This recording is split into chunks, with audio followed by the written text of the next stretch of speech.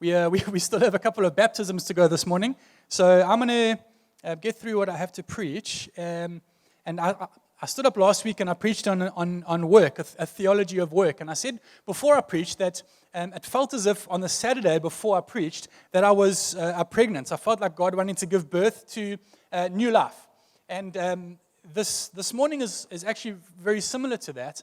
I preached on a theology of work last week, and today I want to preach on something that is not a very often preached on, and when it is preached on, it's often very poorly understood, and it's rest, Sabbath rest. I'm the worst at buying gifts. Actually, I'm sorry, that's a lie. I'm very good at buying gifts. I'm the worst at keeping gifts. So I buy a gift, not to keep, I buy a gift to give, all right? So it sits in my cupboard for maybe an hour, maybe 2 hours, and then I want to use it and give it. And there were a couple of Christmases ago, a week before Christmas, my wife's Christmas present was given, unwrapped, used, and broken a week before Christmas. By me. By us, but by me. Gifts, I think it's, I just want to say that it's godly because gifts weren't meant to be kept, they were meant to be given. That's my excuse, all right? I'm trying to be like Jesus. But there's something in me that when I buy a gift, I don't want to keep it. The purpose of a gift is to give it and to unwrap it and to use it, not to sit in a cupboard somewhere. And God has given us a gift, but for so many that gift is sitting in the back of their cupboard, it's unopened. And for the few that have opened it, it's now sitting in the cupboard unused. And that gift is Sabbath and Sabbath rest. In Mark chapter 2, the Pharisees are trying to catch Jesus breaking the law. And they catch his disciples picking grain on the Sabbath. And so they question him, what are your disciples doing picking grain on the Sabbath? And he answers them, Mark chapter 2, verse 27. He says, the Sabbath was created for man, not man for the Sabbath. And so the Son of Man is Lord even of the Sabbath. And so many of us read this, and we only read one side of it, that we weren't created for the Sabbath. But the other, which is true, but the other side is that Sabbath was created for man. God created it for man as a gift. Sabbath was created for man as a gift from God, and for so many of us, it's sitting in the cupboard, unwrapped and unused, and we're sitting in the lounge, desperately longing for a present. It's sitting in the cupboard, unwrapped.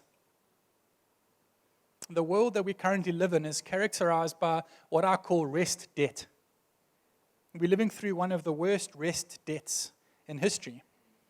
Most of the people that I deal with are living in dangerous rest debt. We are a deeply rest-indebted society. Our minds, our bodies, and our souls are in desperate need of debt rescue. The problem is that we get overwhelmed by this debt, and our time off isn't used for the things that it should be because it feels like it's work.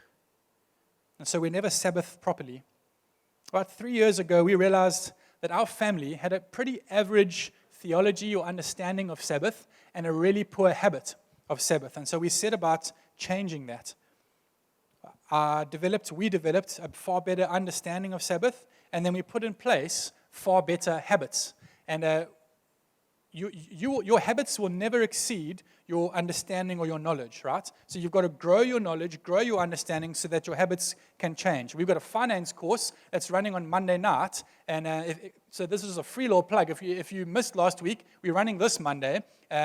Come, Kingdom Finances, it's worth it. 6:30, just pull in. 6:30 tomorrow night. The point is your habits will never exceed your understanding. So if you want your financial habits to get better, let your financial understanding get better. If you want your rest habits to get better, if you want your Sabbath habits to get better, let your rest and your Sabbath understanding get better. All right? So our understanding grew, and then our habits grew 80%, and then our habits grew 50%, and then it shrunk back to 40%. And now we between 40 and 60%, but our habits are getting better. So I'm standing up here today not as the one who's got it, but as the one who we've grown our understanding a lot, and our habits, we're getting there step by step, day by day. I want to help you today to do the same. Sabbath is a gift from God, and it kills me when gifts sit unopened and unused. Gifts were meant to be unwrapped, not kept in the cupboard. I want to help you unwrap it today and to use it. I think that God knew that as the effects of sin became more evident in the world, that mankind would see Sabbath not as the gift that it was intended to be, but they would see it like a bit of a hassle, something that seems like work to try and plan, and so would end up not doing it properly. And because he knew this, he set aside the day as holy, and he commands his people to keep the Sabbath as holy. Genesis chapter 2, when God creates, it says this: "So on the seventh day, he rested from his work, and then God blessed the seventh day, and he made it holy, because on it he rested from all the work that of the creating that he had done." What this means is that there's two things about Sabbath. Firstly, God blesses it, and secondly, he declares it as holy. What exactly is it that God blesses? Is it a particular day, or is it the principle of a day? Right? If it's a particular day, then we need to get that day right. We've spent so much time arguing, should the Sabbath be a Saturday or a Sunday? Should it be a Friday or a Monday? Which day is it, right? If what God blesses is a particular day, then that's an important argument to have. I don't think that's what God blesses, friends. I think what God blesses is the principle of a day. What God blesses is the rhythm of work hard for 6 days. If you missed last week's, when I preached on work, wherever you get your podcasts, jump on, look for Anthem Church. anthemchurch.org.za is our website. All of our previous sermons on there. If you want to understand what it means to work hard for 6 days, right? Work hard for 6 days, and then on the seventh, rest. That's the rhythm that God has blessed. He doesn't bless the day, he blesses a day. The rhythm of 6-1, 6-1. That's the rhythm that God blesses. What matters is that you keep the rhythm. Rhythm is a beautiful thing. Rhythm is something that you can feel in the music. And just because you're dancing, you can all dance to the same rhythm, doesn't mean that you all have the same moves. That's the beautiful thing about rhythm, right? You can all dance to the same rhythm with different moves. So whether you Sabbath on a Friday, Saturday, Sunday, or a Monday, doesn't make a difference. It's the rhythm. 6-1, 6-1. The rhythm is what's blessed by God. The beautiful thing about this rhythm is that it carries the blessing of God. And so when I live by that rhythm, I get to live under the blessing of God. You want to live under the blessing of God? Live under the rhythm of God. Of course, you're already blessed by God, but don't you want more blessing? If I already had the blessing of ice cream, don't you also want the blessing of bar one sauce? Take it both. That's what the rhythm of Sabbath is. It's me participating that the rhythm that God has woven into the DNA of creation. And when I live by that rhythm, I'm blessed because he blesses the rhythm. He blesses it. Not only does God bless it, but he makes it holy. And to make something holy is to set it apart. It has a specific purpose. It's set aside, set apart, set aside for a specific purpose. In our house, we've got cutlery that's holy. Cutlery that's set aside for a specific purpose, right? This is not just everyday chicken and rice cutlery. It's not cutlery that me and the kids can use when Nix is not there. It's guests only cutlery. It's holy. It's set apart for a specific purpose. More important people than me and the children. It's set apart for them, right? You're laughing because you've also got that cutlery. And you've got those towels that are set aside for guests only. Holy towels. Holy socks, some of you, but holy towels. God says the same thing about the Sabbath. He says, I set it apart. It's not a day like every other day. It's not a day to catch up on a few things that you didn't manage to get done. It's a holy day.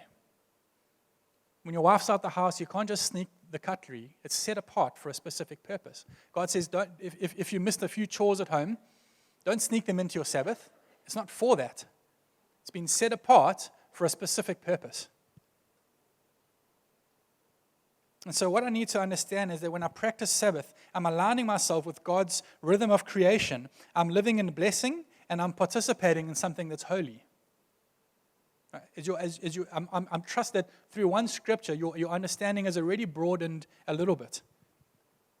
Something that's holy. The word holiday actually comes from the Old English of holy day. Holiday. Right? Nobody objects to a holiday. I've never heard anybody, I don't need a holiday. Nobody objects to a holiday. But for some reason, many people still object to a holy day. to a Sabbath.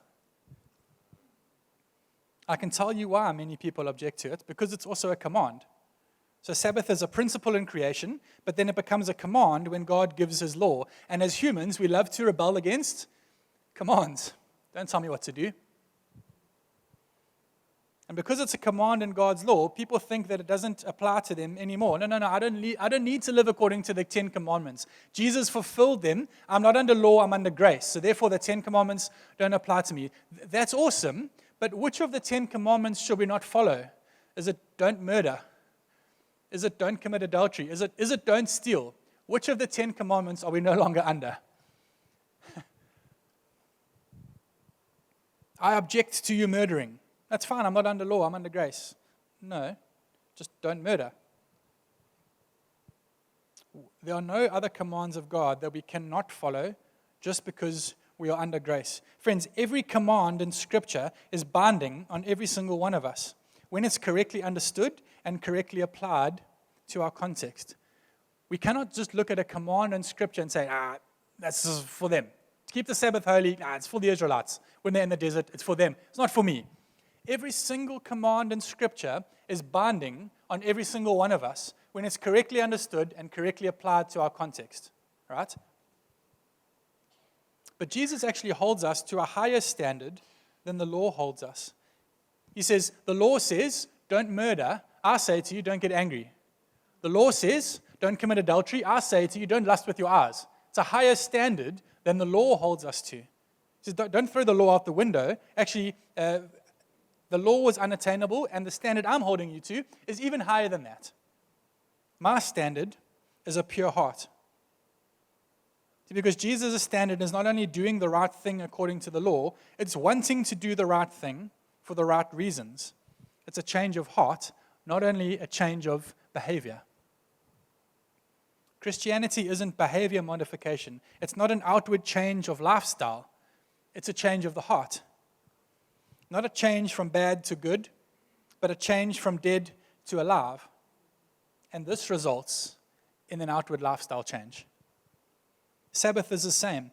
According to Hebrews chapter 4, Sabbath is about permanently entering God's rest. There is a spirit of rest because of what Jesus has done, and that's correct. But it's not just that. It is also a 24-hour period, a day that is set apart that we have to keep holy, right? It's not just, okay, I don't get angry, but then I still murder somebody. I've got to keep both. God's standard is not only change your behavior, it's change your desires, a purity of heart. I hold you to a higher standard, but at the same time, because of your purity of heart, because of your internal change, what was dead is now alive, there needs to be a behavior change at the same time. So it's not only enter the spirit of rest, it's also have a Sabbath, 24 hours, one day. The world has a spirit of restlessness.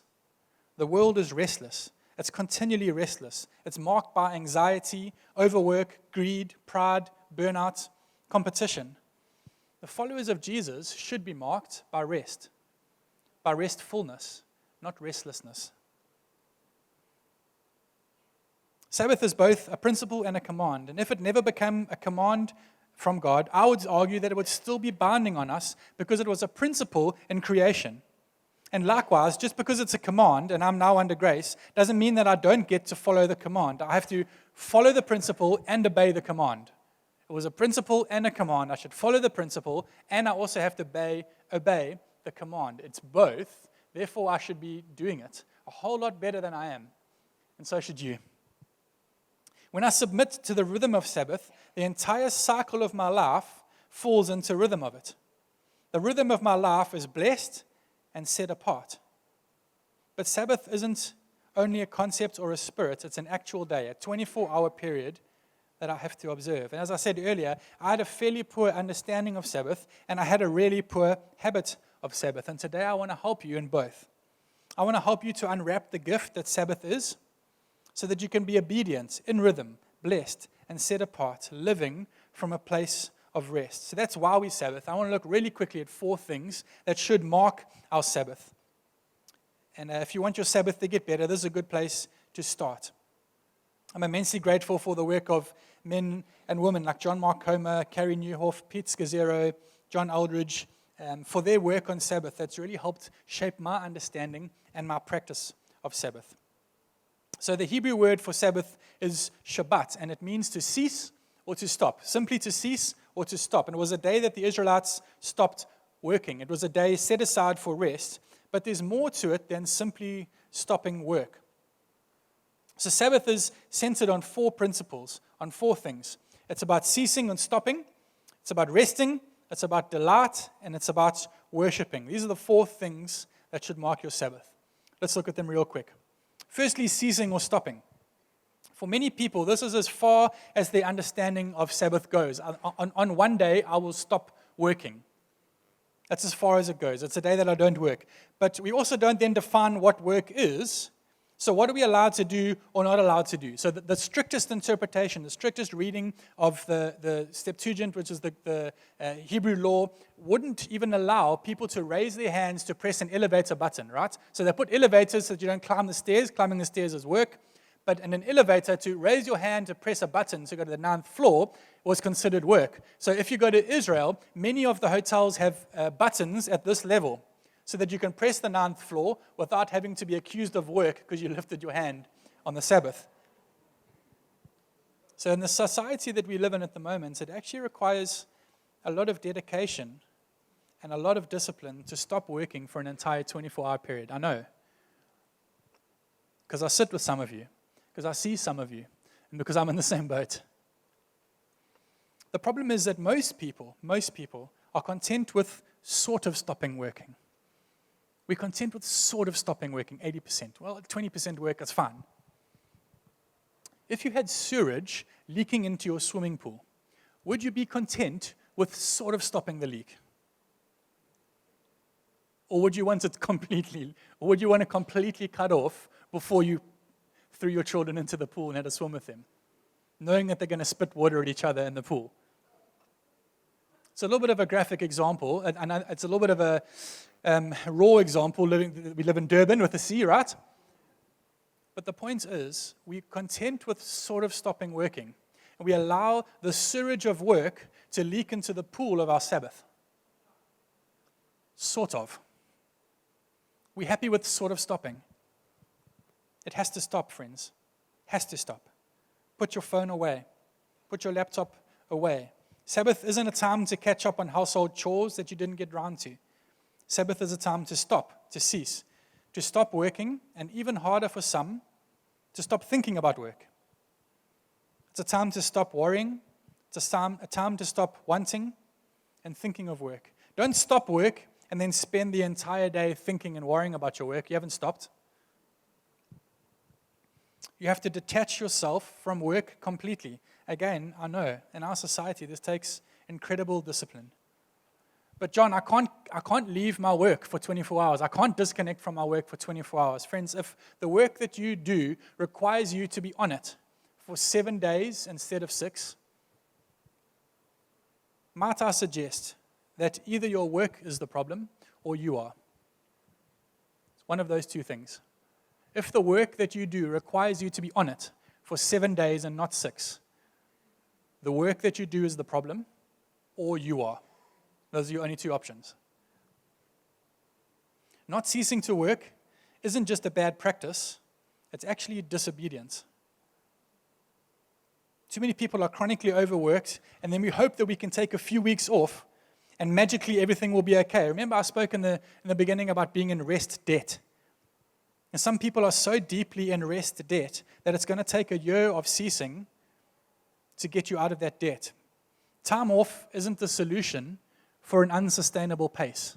If you work at an unsustainable pace, taking time off, even if it's 6 months, is not the solution to that. You will only ever spend your time off recovering, and you'll never be able to reduce your rest deficit. After your time off, you will come back to work with the same amount of rest deficit. The only solution to an unsustainable pace is a sustainable pace and a jealously guarded Sabbath.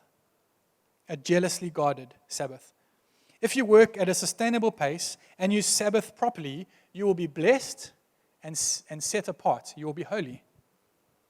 You can't work 7 days a week and then ask God to bless what you're doing, because what you're doing is actually disobedience, and God doesn't bless disobedience. As humans, we think if I work harder, right? God, if I work 7 days, God will bless me more. No, friends, He won't, because you're disobedient. He won't bless your disobedience. What He will do, you will find if you work for 6 days, if you are obedient to God's rhythm, to His principle and His command, you will be more blessed than if you work 7. God cannot bless disobedience. He only blesses obedience. So we have a recovery ministry in this church, and one of the founding principles of recovery from addiction is that recovery is more than abstinence. Sabbath is the same. Sabbath is about more than ceasing from work. Right? Recovery is not just abstinence, it's abstinence plus change. Right? You can't have change without abstinence, and you can't have Sabbath without ceasing, but Sabbath is about more than ceasing. It's about more than just stopping. It's also, secondly, about rest. This can be a tricky one for some people. So it's not only a day off. Sabbath is not only a day off, it's a Sabbath. So I take 5 days a week to work at my job, to serve my job. I take 1 day a week to serve my family. That's serving my kids, serving my wife, doing maintenance, doing garden, doing household chores. That's 1 day a week. And then I take 1 day to Sabbath.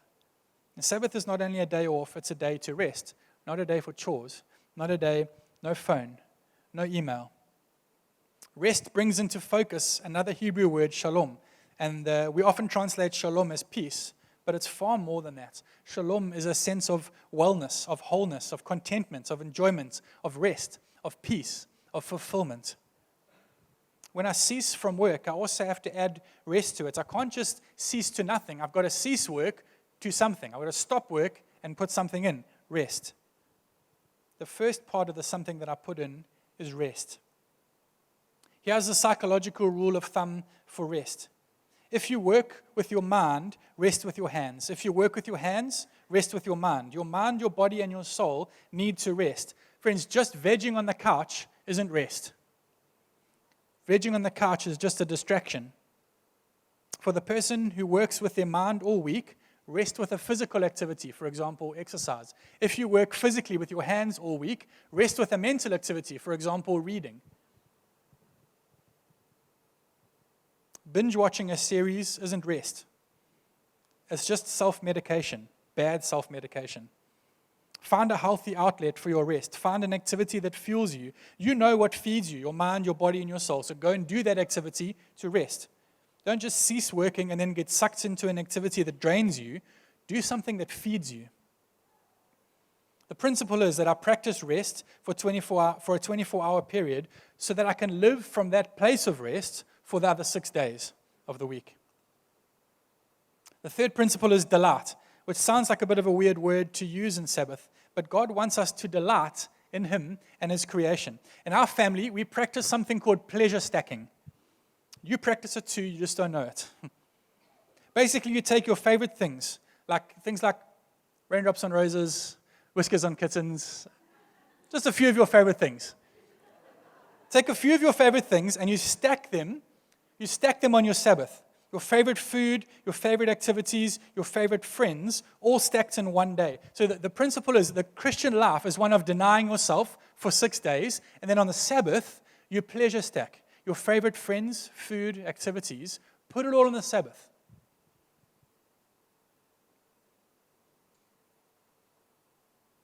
Things that bring you pleasure and delight. Most of you pleasure stack already, you just do it unhealthily. How many people sit and watch TV, sport, a movie, and you scroll on your phone at the same time? If you had 2 phones, you would scroll 2 phones and watch the TV at the same time. Am I wrong? When you drive, you listen to music and a podcast sometimes. Background music and a podcast in the foreground. Right? We pleasure stack in an unhealthy way. We're all familiar with the principle. We want to do a few of our favorite things. We just do them unhealthily. The idea here is that your Sabbath, rather than being a boring day that feels like hard work, your Sabbath should be the highlight of your week.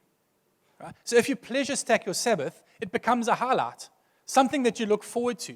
In our house, we don't have dessert after a meal. On the Sabbath, if we were able to, Sabbath is the day that we have dessert after a meal. It should be something to look forward to. The best food, the best activities, the best people, all stacked on one day. Your Sabbath can help you. Don't spend your Sabbath moping around in a room watching TV. Feed your soul with the medicine of God's beauty so that you can begin to heal. Lastly, Sabbath is about worship. We know that worship is more than just singing songs, but singing songs is absolutely part of our worship. And one of the best arguments for Sabbath being on a Sunday is that we are able to come together and practice worship as part of our Sabbath with a community. But worship is not only singing songs, it's primarily about union with God. Worship is about union and attachment to God. We were created for union with God, made possible through Jesus. And so it's not just switch off and disconnect, it's about connect also. It's not just about detach from work and detach from the world, it's about attach to God, have union with God. It's not only disconnect from work and disconnect from the world, it's about reconnect with God. We have to practice both detachment from work and detachment from the world, but also worship, attachment, union with God. I spoke on this a few weeks ago when I was speaking on resilience. Again, if you missed it, wherever you get your podcasts, our website, anthem.org.za, go and listen to it. It was helpful. Have a listen. So many of us never detach from the cares of the world, and so we never end up Sabbathing. We only ever have a day off, and for some of us, only a few hours off, because we've never detached from the world. And because we never detach, we never have union, we don't practice union with God because we're still so attached and bogged down by the things of the world, by the things of the earth, primarily our work. And so we come back from our time off, we spend our time off being distracted and self-medicating, and we finish our time off with our mind, body, and soul in the same place as when we started, sometimes worse off, no union, no connection with God is being healed. And so we say, Sabbath, I tried Sabbath, it didn't work. No, friends, what you tried was a poor substitute. It was a cheap knockoff to what the Creator designed. In that same sermon series, we spoke about benevolent detachment, about kindly detangling ourselves from the cares of this world so that they don't grab hold of us tightly and bring us down, so that we're able to heal our union with Jesus through worship. Again, if you missed it, have a listen. So are you sitting here today with chronic rest debt that you can't find a way out of? Are you one of the majority of the population who is chronically in rest debt? Sabbath is a great first step to address the crushing burden of that debt. It's a gift from God that we have to unwrap and use. So if that's you here today, I'm going to give you 2 quick handles to start with. Where can you start? Begin by writing down your ideal 24-hour period that is replicable, that you can repeat, that you can do again, right? Write down a 24-hour period, the best thing you can think of, that you can keep doing as part of a rhythm, right? Don't write, I want to go to Disneyland for 24 hours, because you can't keep doing that, all right? Write down your best 24-hour period that's replicable. That's replicable. That you can keep doing, that you can replicate. Write down that period, and then start from where you are so that you can end up where you want to be, right? Remember, I spoke earlier about your understanding growing before your habits grow. So I trust that your understanding is growing a little bit today. If your habit's at a 1, don't say, I'll never get my habit to a 10, and so I'm not going to try. Take your habit to a 2 or a 3, right? Start from where you are so that you can get to where you want to be. Start putting it into place, small steps at a time. A good place to stop is ceasing, right? A good place to start your journey of recovery is abstinence. You can add the change. You must add the change, but a good place to start is abstinence. A good place to start Sabbath is ceasing. Stop working. 24 hours. Disconnect. Then you can add rest, add delight, add worship as your habit, as you get into the rhythm and as your habit improves. All of us get an absolute gift from God. Don't let it sit in your cupboard, unwrapped, unused. Unwrap it. Use it. Don't break it before Christmas, but unwrap it and use it. Can you stand with me, please?